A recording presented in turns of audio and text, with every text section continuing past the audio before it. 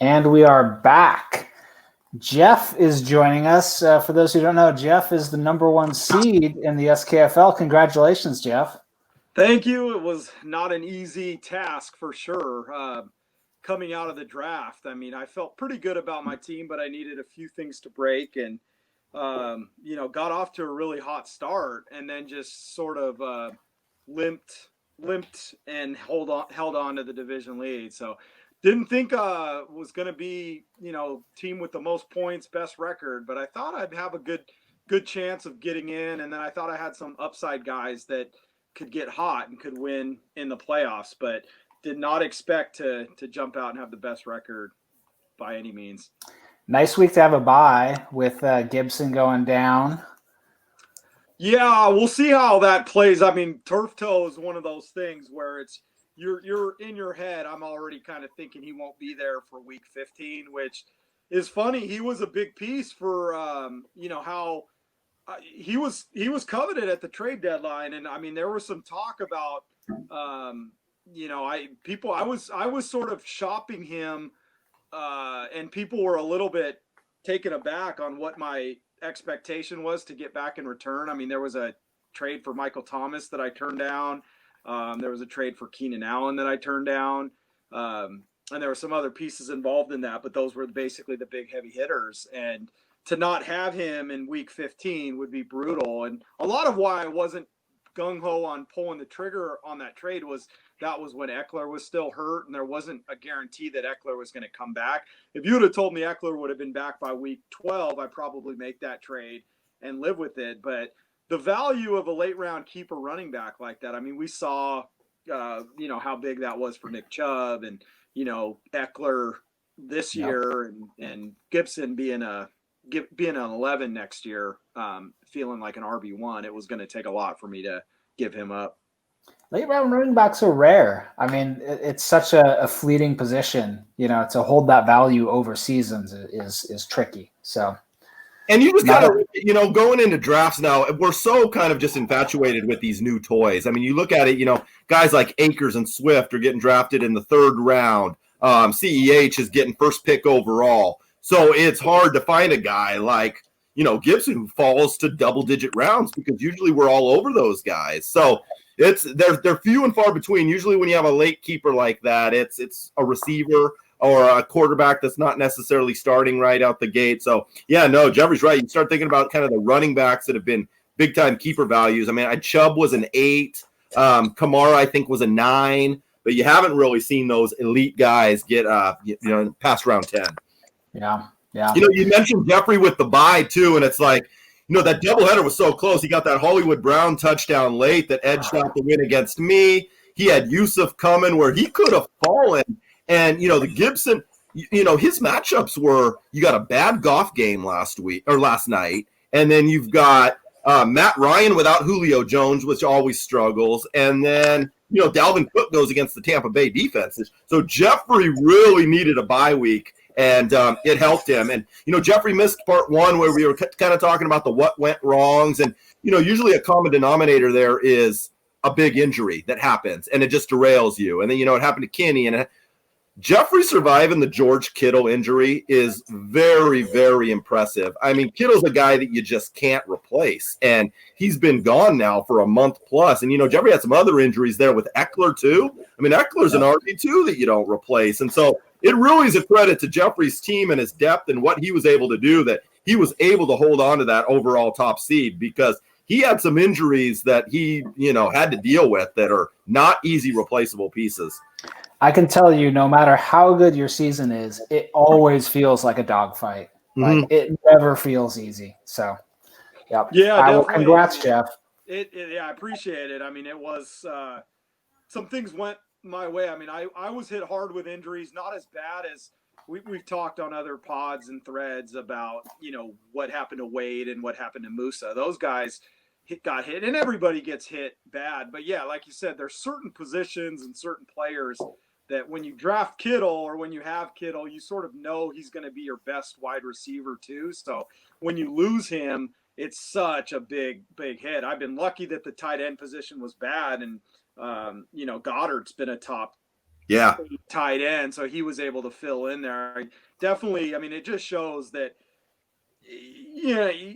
no matter how bad you are, no matter how good you are, if you can steal a couple wins with waiver wire pickups, that's the difference between making the playoffs and not making the playoffs. Wade talked about Los being bitten, and it's one play here, one play there is the difference between a win or a loss. So no matter how good your team is, you never feel great. No matter how bad your team is, you never feel like you're out of it. Yep. And two other things too with Jeffrey, where it's like, if you would have told him that the year you let Kyler Murray go, who arguably is, top 1 or 2 player in the SKFL, you're gonna parlay that into the overall number 1 seed, you'd live with that. I mean, I don't care how high of a ceiling Kyler Murray looks, that you can't regret that if you're the 1 seed going into the playoffs off of that decision. But something also that came up on that what went wrong is a lot of these times it's early picks that underachieve or keepers that underachieve. I mean, 2 guys that Jeffrey kept, Hollywood Brown and Juju Smith-Schuster. I'd say both of those guys underachieved, and it's 2 of his keepers. And it's just another thing where it's like, wow, how did Jeffrey pull this off? I mean, he let one of the best players go. 2 of his keepers that he kept instead of Kyler Murray basically underperformed. And, a lot of got hurt. Yeah. And it's Dalvin Cook was huge. I mean, Dalvin Cook has been, basically won him a couple weeks there when he got rolling and started throwing up 60s and 70s. And he was kind of able to survive those injuries because of Dalvin. That's definitely been his MVP. Yep. All right, Casey, you had one more thing to add in. Yeah, we're going to see how this splices together. I think we're going to try and combo the two. But, I went through them really quick on the Ian-Randy matchup. I think I kind of decided, Randy looks like the favorite. A lot of stuff's going to have to happen. Just to catch up, Jeffrey, it's like, that 49er game against the Skins, because Randy has 2 skins, is big. But, him getting Cam Newton out of there was so crucial. But, Randy, this feels like a game where Randy will just mess up the starting lineup somehow. He's got so many options down there, and it's just kind of that classic, bench mutter against Ian type of thing, where it's like, he has the wind staring in his face. It's almost too obvious of a play. But that being said, I don't even know what you do here to get Robbie Anderson or Antonio Brown in. I mean, I'd want to get both of them in. Both of those guys are RDR guys. AB and Robbie Anderson are both RDR guys. So the same way that the mutter would have been the guy that could have knocked out Ian a year or 2 ago, it feels like you'd want to get those guys in against Ian. But you're not benching Tyreek, you're not benching DK, and you're not benching AJ Brown. And bench Cooks. Yeah. This is the slam dunk. I don't know why he's never Robbie Anderson in for Cooks. And I'm giving you advice here, Randy, that might kill me. You're saying it, but I wasn't gonna. Yeah, but no, it's. We'll see. I mean, I think if you just looked at best overall, start your best team, Randy's going to win this thing hands down. But he's got some decisions to make on that starting lineup for sure. But yeah, I'm going to let Jeffrey jump in on the game too, because I kind of on the previous one talked about it. So we'll get Jeffrey's input, because this is your matchup next week. I mean, this is who you're playing. Yeah, and it's kind of one of those weird things where it's, I mean, I'm not ready to just throw in that Randy's like a clear-cut lock. I mean, there's a world where those quarterbacks go for 25 points combined. Yeah. So, I mean, he's definitely the favorite right now because of some of the injuries that have happened to Ian's team. And you could make the case that maybe you super flex out a quarterback and put in one of those wide receivers, but you're probably not going to do that. You've already kind of made the decision to bench Cam, and that worked out. But I see this being way closer. I mean, Ian is going to win the quarterback position by 50 points. Yeah. And then that's going to filter in. And receivers are always, Wade talked about it today. Like, the receivers are you're always expecting one of your receivers to get under a 10, even if you have wide receiver ones, which Randy does. I mean, you could go back into history and look at AJ Brown and DK Metcalf's games, and I bet 25% of the time they've been under 12 points. But look at the matchups. It's the Jets and the Jags. I mean, that's that. I get it, though. I totally do. But, man, Jets for DK and Jags for AJ Brown is. Let's just hope the Seahawks try to establish it. Yeah, I know. Late season Pete Carroll. Yeah, so I mean, yeah, it's going to be interesting, and Kamara doesn't scare you as much as he did before, and so you're banking that Jalen Hurts is going to pull a Taysom Hill, a Lamar, and he's going to run for 50, 60 yards, and he's going to have a floor of 30. But that Eagles team is so bad that it might not matter. I mean, if he gets picked twice, that takes away 35 yards of running, and so I just don't have no idea what to expect with Jalen Hurts, and I have no idea what to expect with Alex Smith against San Francisco's defense. Like, we watched that Buffalo game, and San Francisco defense looked like the worst team in football. Yeah, so exactly.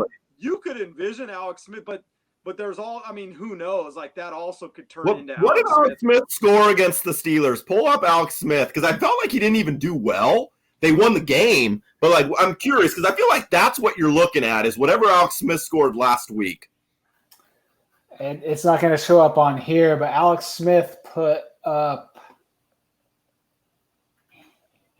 31 at the Steelers. I mean, if he puts up a 31, and I agree with Jeffrey, the Niners were playing so prevent against the Bills that it was like they were just giving these passes to them in the zone, and so. I'm intrigued by it because he's right. Jalen Hurts, it's an Eagle. It's Philly. Randy drafted him. He's changed his name to Hurts. Like, he's going Hurts. But Hurts is the big key X factor. It could be a 12. It could be – I mean, he could be wishing that he had Cam Newton's 8 in there after what Jalen Hurts looks like. I saw that Jason Peters got put on the season-ending list. So, I mean, just another true, like, kind of blow to that Eagle line. The tipping point for me to go with San Francisco's D is that, Washington won the Super Bowl last week. This is a letdown game. They're traveling across the country.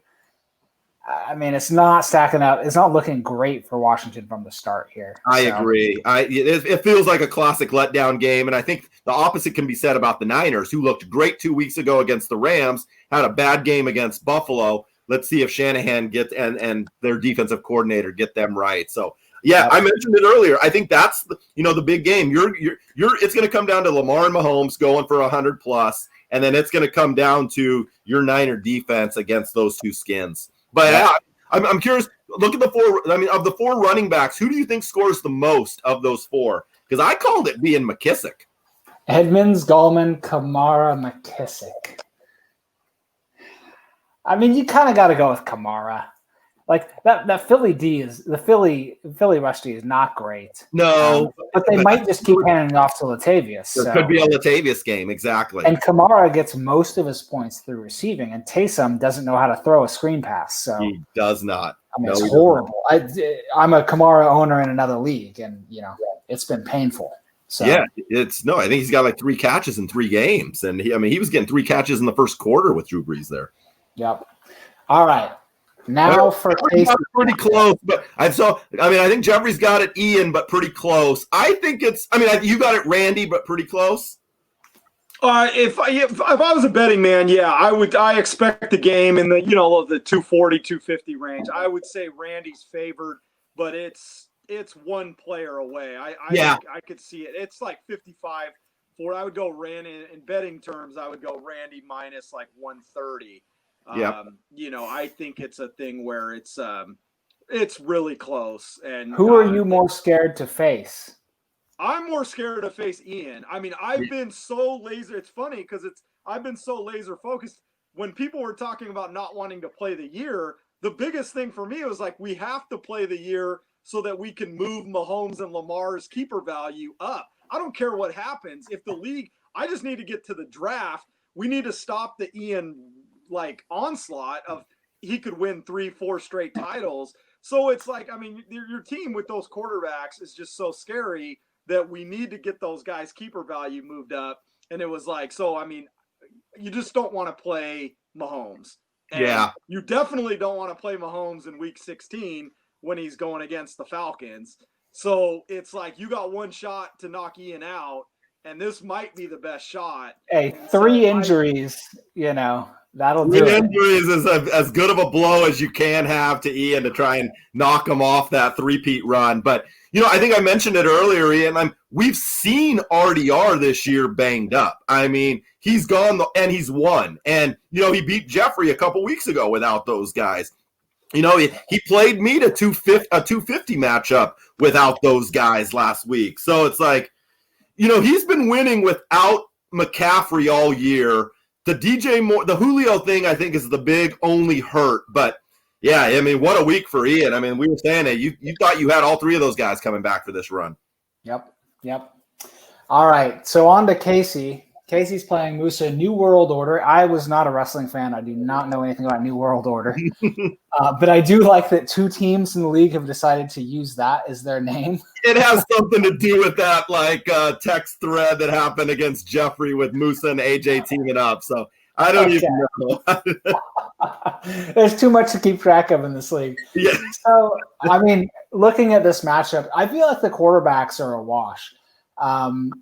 Tom Brady against Minnesota. I mean, this Tampa Bay Minnesota game is going to be huge for you guys. Mm-hmm. You got Brady going and Thielen and Evans here. Yeah. The Tampa Bay defense is good, but they shut down the run. The pass, they have not been that great against lately. So, you could see Thielen blowing up and putting up some points. And Casey's don't forget about my boy Carlton Davis. I know. Yeah. Who was roasting Carlton Davis multiple times? Oh, it was Tyreek. It was Tyreek. I was thinking of you the whole time, Casey. And then Casey going with Baker and Kyler. I mean, obviously Kyler's dropped off, right? Mm-hmm. The shoulder injury, and then this New York defense, which all of a sudden everybody's talking about because they shut down Seattle. Where'd that come from? Shit. I have no idea. I got Baker in 15 against him too, and I've been looking forward to that. And all of a sudden, the Giants D is hot. Yeah. So and Baker, I mean, come on, Baker has the game of his life. He saved it for me. Yeah, I mean that's why you beat me last week. This is Baker against Baltimore. I mean, this is a division game. These things can get messy sometimes. So. Well, you go back to week 1. He played him week 1, and what he scored, it wasn't pretty. So we'll see. Cleveland's a different team, and so is Baltimore. But I agree. That thing's coming down to Monday night. And week 1, he put up 19 points. Yeah. And so I mean, that's – yeah. And Mandrews and L-Jax went off. So. I remember that because I was playing you that week. Yeah. So, I mean, I think quarterback, I don't see a big advantage either way. I feel like I have the best, and I have the worst. So yeah. And then running back, you got Edwards-Helaire. Now, Kansas City has moved more to the pass. Like I was freaked out about the schedule with Mahomes against the Jets, especially after they played the Bills and just ran it down their throat the whole time, right? But they have showed a propensity now to just let Patrick Mahomes throw the ball. So. Yeah. You're a little worried there, especially when you got the images of Helaire, in the full body jacket standing on the sideline. It almost cost me, man. Now, Aaron Jones is in a smash spot here. This is the scary part of the matchup. He's going to put up points. I mean, you got to be expecting the 40 from him this week at least. I agree. 40 feels like anything under a 40. I wouldn't be a 30. You'd take a 30 from these guys, but you're expecting a 40. No, he should. I mean, he can catch balls. So it's really this is going to come down to Rodgers. And does Rodgers feel like throwing touchdowns, or is he going to give some to Aaron Jones? So Aaron Jones beat me last week too. It was him and Baker that came through for me. So I was with you on that 77-yard touchdown. And I did the math. If he gets tackled inside the 5-yard line and he doesn't get that whammy, we tie. Oh gosh! And I'm not in. And it's that was Blake, so ridiculous. It's Blake right now. If Aaron Jones gets tackled inside that 5-yard line, and they had shots at him. Yeah, I mean, I thought you were having a seizure or something, but then I realized it was something on the TV. Mostert, Mostert early in the year was amazing.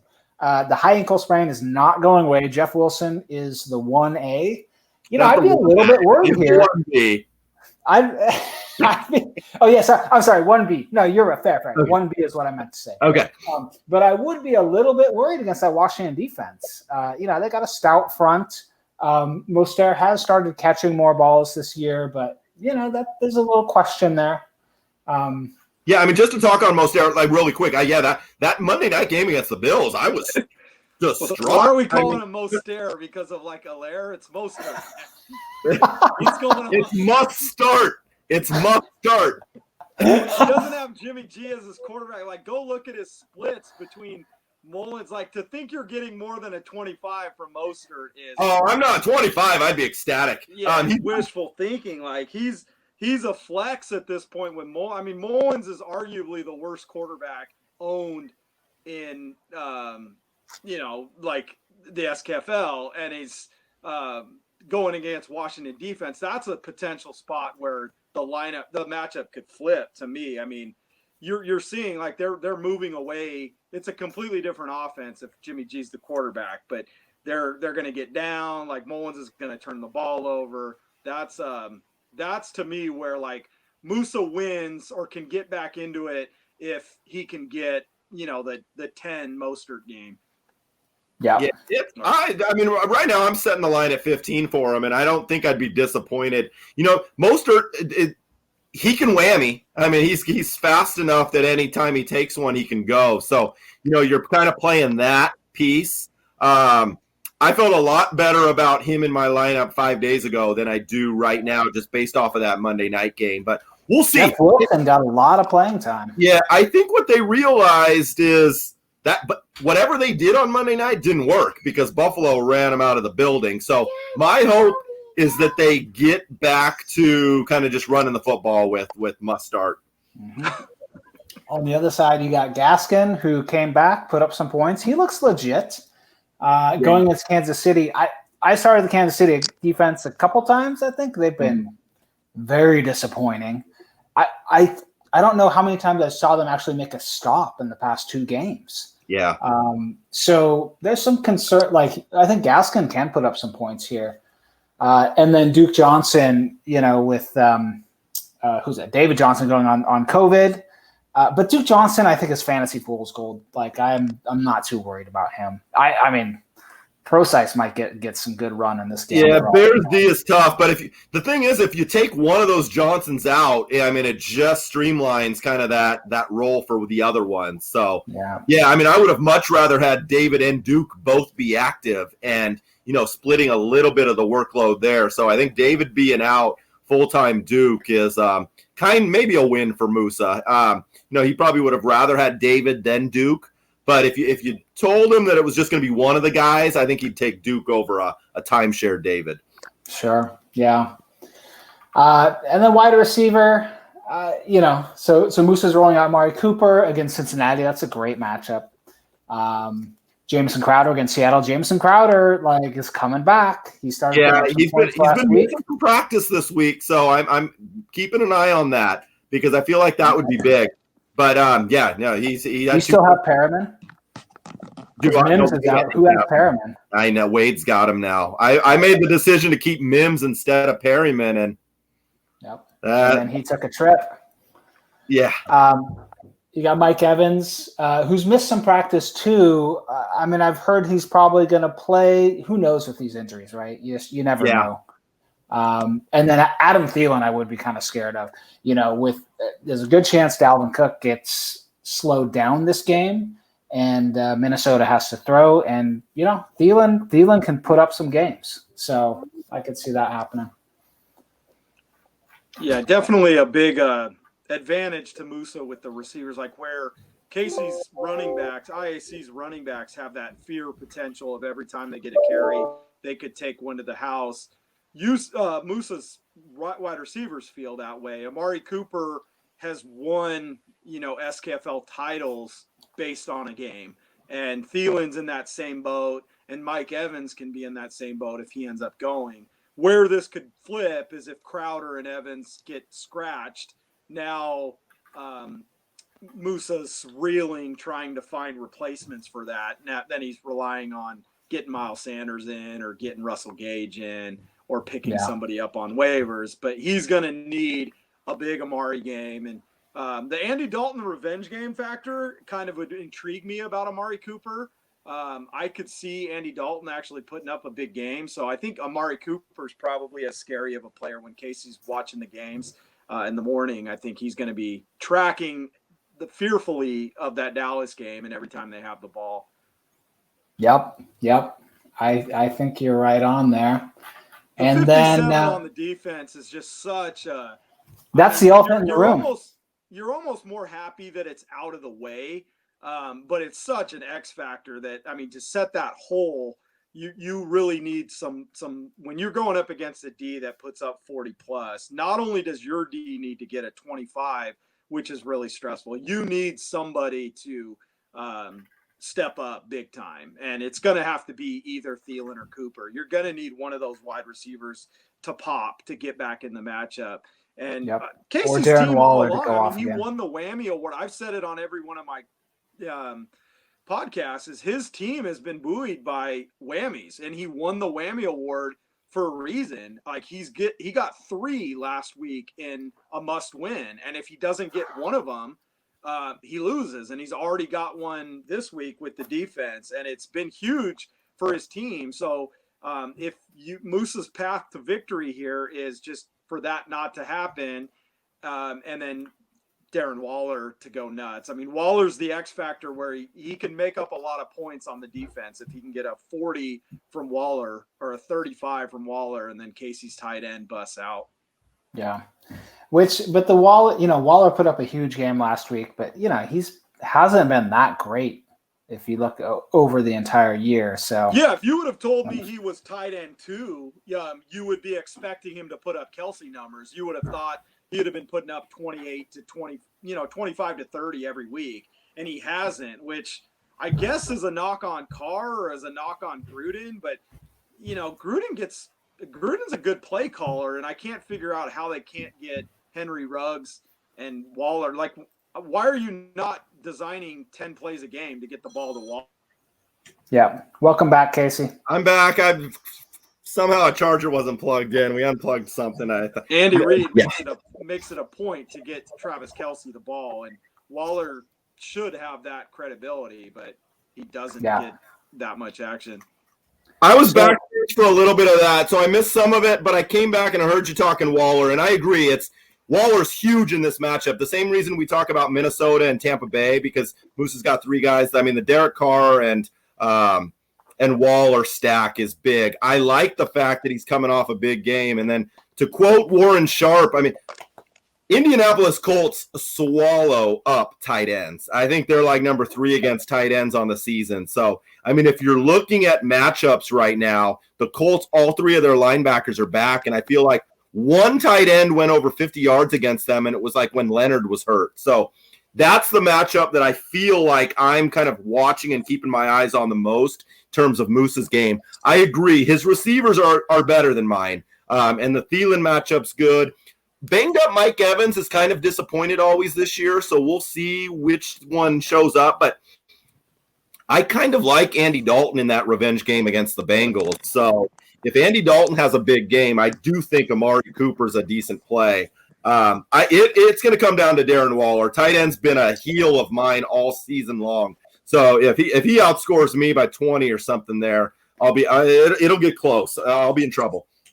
Hence the Cole Kmet pickup. This is Cole Kmet's inaugural run in SKFL. Welcome, Cole Kmet. Welcome, Cole Kmet. I eyed him this offseason. Then they go and get Jimmy Graham, so you're like, all right, I'm not touching that. And, yeah, I haven't decided. I've got Jordan Reed down there that got a late touchdown for me, so I'm between Kmet and I've got Jordan Reed as kind of a backup play, and I haven't decided on those 2 guys yet. Yeah. So, I'm going to call – the 57 on the D is too much for Moose to come back from. I think Casey wins this 251 to 243, mainly because of that Rams showing last night. Jeff, what do you think? I would pick Casey because of the Rams. I thought this was actually going to be a really close matchup. I thought both semis were. I thought they were basically really even. I talked about it earlier. When you get that performance from a defense, a lot has to go wrong to lose. And Casey, I think, is, good enough at quarterback, good enough at running back that he's going to be able to hold off Musa's wide receiver onslaught with tight end. I think it's a little wider of a margin. I would say kind of IAC about 240 and Musa pulling up about 210, 215. Yeah, I mean, you got to look at with the 57, it's humongous. I mean, going in, I knew 50 was a shot because I did love that matchup. 40 I was hoping for. I wasn't going to be mad at 30. I would have been a little bit disappointed. But if you get 30 from your defense, you're going to take it. But 57 is, a monster. I mean, just an absolute monster score. So, even if you gave the football team a 27, I've got 30 points there. That means his 3 receivers, each of them could outscore mine by 10, and I'd be all right. And so, getting that 57 on a Thursday is it's best case scenario. Yeah, I just don't know where Musa pivots if Crowder or Evans misses the game.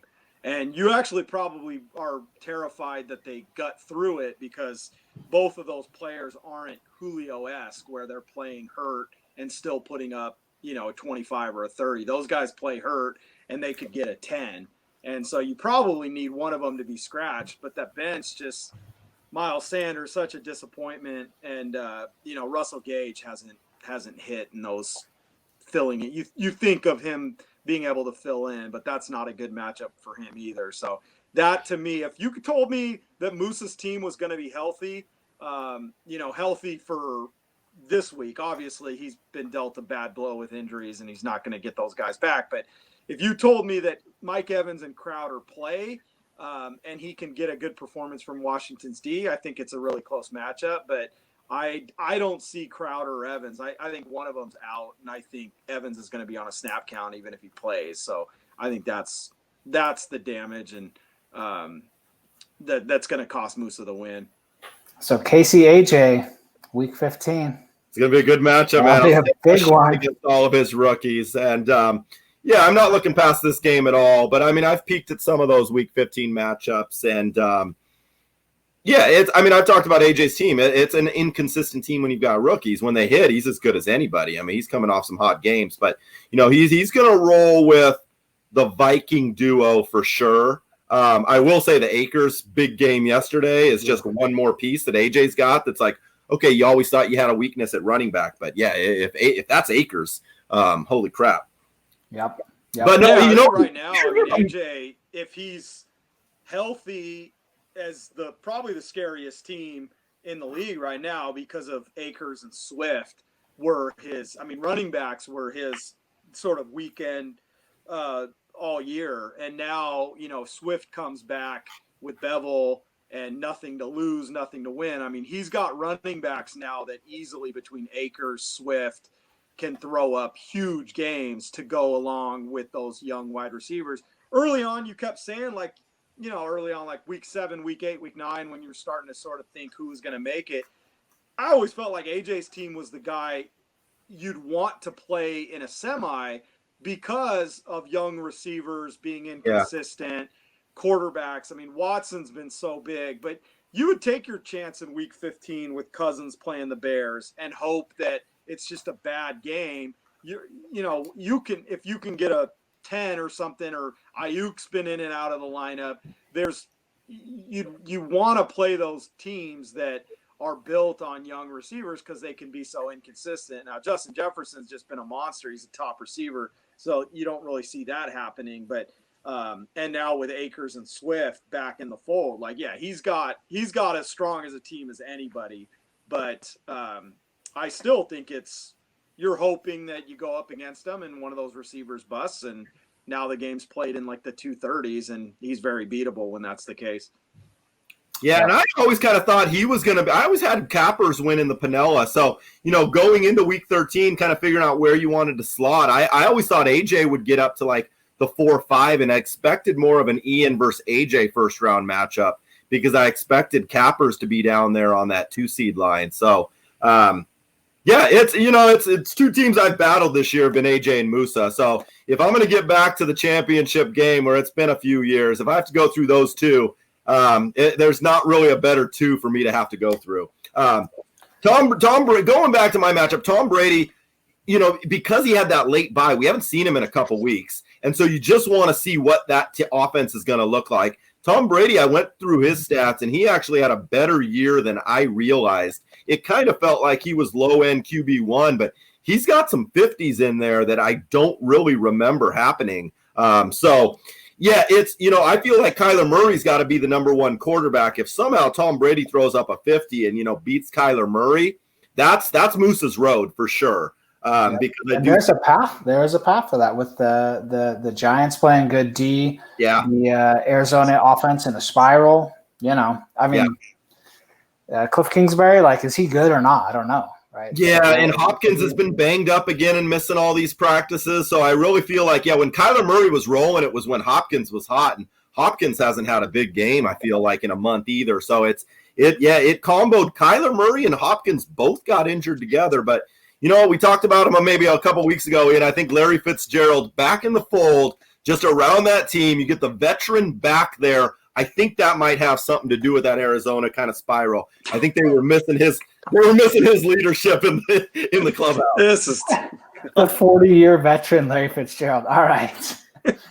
We've gone too long if we think Larry Fitzgerald is the key to the Arizona Cardinals. The old call of the quarterfinals is Isabella whammy this week, Ian. If you're looking for a receiver to go stream in your matchup, I got Isabella with a whammy. I've seen too much Isabella to ever put him on a team. By the way, let me tell you, QT, homeboy's getting injured this week. Okay, yeah. I know all about QT. He's already questionable. He's going to play the first quarter and he's done. You better get him out of your lineup, okay? All right. Well, I think we got to wrap it up.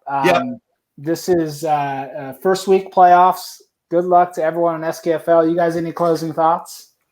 No, I'm excited.